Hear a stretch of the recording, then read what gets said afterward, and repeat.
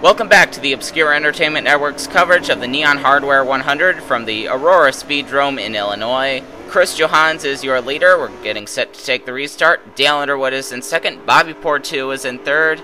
That car on the inside is Leslie Riggs in the number 50. She is one lap down. The 50 team certainly took their sweet time in repairing that car, and they paid the price. Paul Allison in the 5 had to drop out of the race after smacking the wall on the first lap. Here we go. Working lap 7 of 65 right now.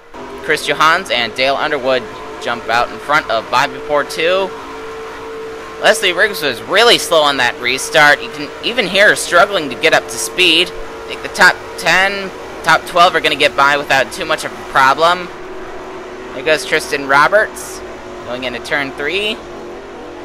I don't know if the 50 was holding up Roberts or if he was just sleeping on the restart. Here comes Dale Underwood on the inside of Chris Johans, but Johans leads that lap.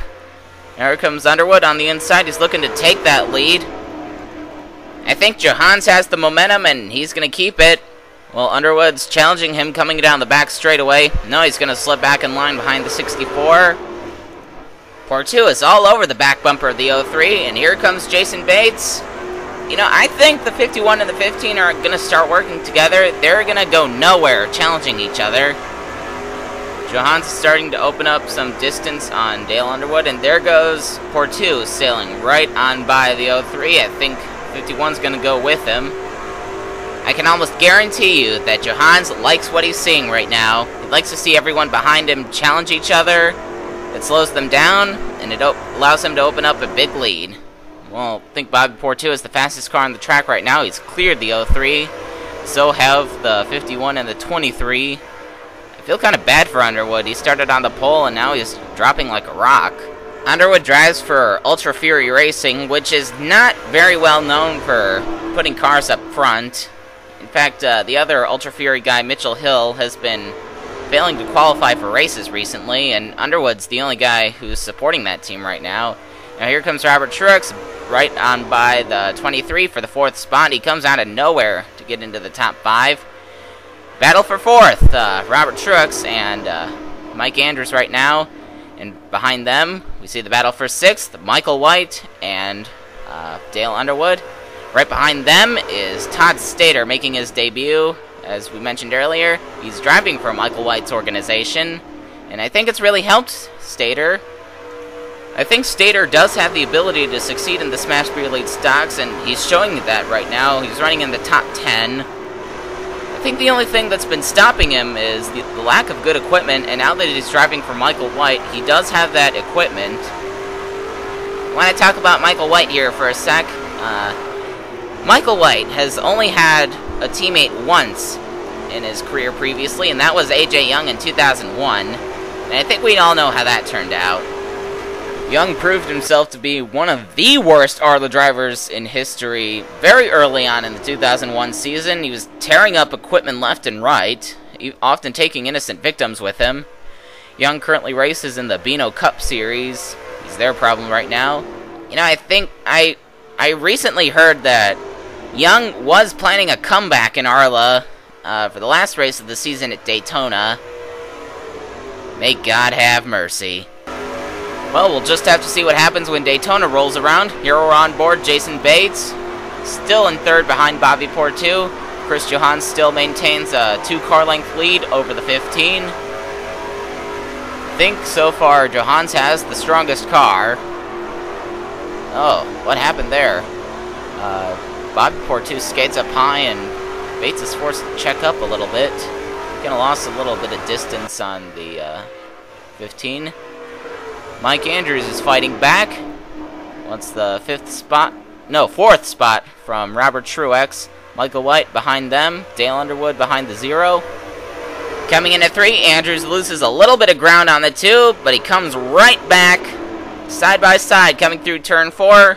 It's very unclear to see who will win this battle. Here comes the 2, up on the outside line.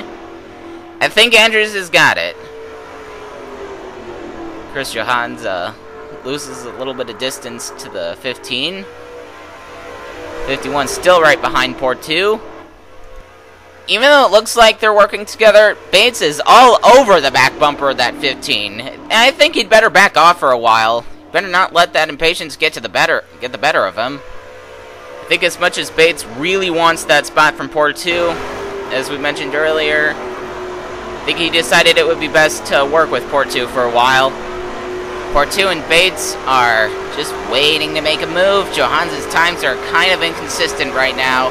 They're just waiting for him to make a mistake. Bates loses a little bit of ground on Portu, but I think Bates is one of the fastest cars on the track right now. The only thing stopping him from taking the lead is Bobby Portu in the 15. Here's a familiar sight, Mike Andrews and Robert Truex battling for the 4th spot. Well, I think we might be a little too late to see the battle. Mike Andrews is pretty much safe in 4th right now. I think Truex is going to come back from this. They have been battling for about the last 8 laps or so. There's another battle going on, Tristan Roberts and Jim Razor. I believe that is for the, 8th spot. This is another battle that just finished up. Jim Razor is about 5 car lengths behind Roberts. Is in the hands of Cody Richards and Ricky Navarro right now. Now Roberts is working the back bumper of Matt Scarano. What happened here? Jason Bates takes 2nd from Bobby Portu. I think he's going to start chasing down the 64 right now. And I was right about Truex. He's battling Mike Andrews for the 4th spot once again. I'm surprised they're keeping up with the leaders given that they're battling so much. Now we're looking at Jason Bates. Bobby Portu is right on his back bumper. Chris Johans still maintaining about a 3 car length lead. Bobby Portu is forced to back off a little bit, or he'll send Bates spinning. I'm curious to see what Bobby Portu will do. Will he work with Jason Bates, or will he give him the shaft? I think he's just going to hang back and learn from Bates a little bit. And it doesn't look like that. Portu is looking to the inside. I think he sees an opportunity. It doesn't exist. Good try, though. Bates opens up a bit of a gap on Portu. I think he can focus 100% on chasing down the 64. No, the 15 is rallying back. He looks to the inside once again. We're looking back from the 64. I think the 15 and the 51 are side by side right now. And look at Robert Truex. He's caught right up to Bates and Portu. Chris Johans opens up a big lead over everyone else. What happened to Mike Andrews? Michael White takes the 5th spot from him. Is that Todd Stater behind White? There are 2 green cars right there. I don't know. I can't really tell. I think that's Stater in 6th. Now here comes Bobby Portu. He's going to take 2nd from Jason Bates, and Truex follows. I guess I was wrong about Bates having the strongest car. Truex is in 3rd, right behind Portu. I saw Todd Stater back there. That is definitely him in 6th. Now, Michael White is working the back bumper of Jason Bates. Bates gets away from him a little bit. We've got a lot of dicing for position right now. Too bad it's not for the lead. Truex looks to the inside of Portu. This is easily the best run he's had in that number 2 Smash Pure Nova. Jack Bohart used to drive that car, but he only qualified for 1 race, and he was fired after the merge between Sweeney Sport and Pearson Motorsports. Well, I think it's time to step out for a while. We'll continue our coverage in a few laps. Stick around, folks.